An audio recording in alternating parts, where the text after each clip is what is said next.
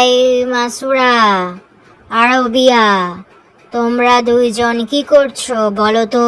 মাসুরা, আরবিয়া। আমি লালটু ভূত এসে গেছি।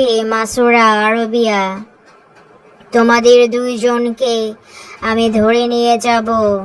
আমার রাজ্যের নাম লালটু ভূতের রাজ্য।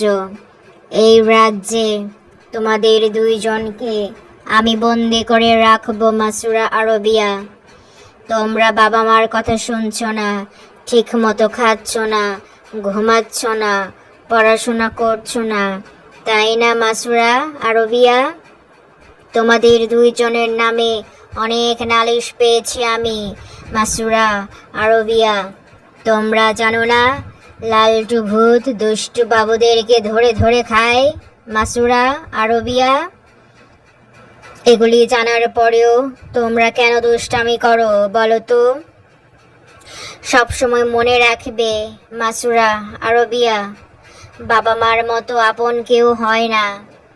সবার আগে বাবা মাকে ভালোবাসতে শিখতে হবে আরবিয়া, মাসুরা, তা না হলে তোমরা জীবনে কখনো উন্নতি করতে পারবে না।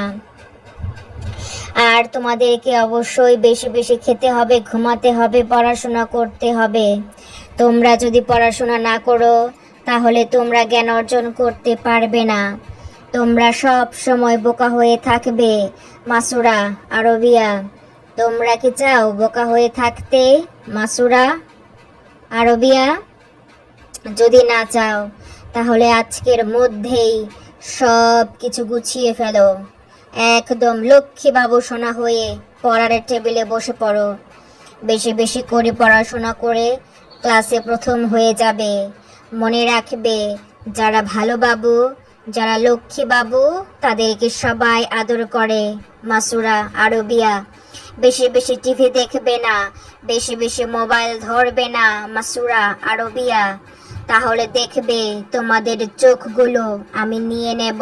মাসুরা, আরবিয়া, তখন তোমরা আর দেখতে পাবে না। আমি লালটু ভূত। মাসুরা, আরবিয়া, তোমরা যদি ভালো লক্ষ্মী বাবু হয়ে যাও তাহলে আমি তোমাদেরকে ভালোবাসবো, অনেক আদর করব, অনেক উপহার দেব। বুঝতে পেরেছো মাসুরা, আরবিয়া? আর আমার কথা না শুনলে তোমাদের পরিণতি খুব খারাপ হয়ে যাবে। মাসুরা, আরবিয়া, তাই বলছি আজকে থেকে আর দুষ্টামি করবে না। মাসুরা, আরবিয়া।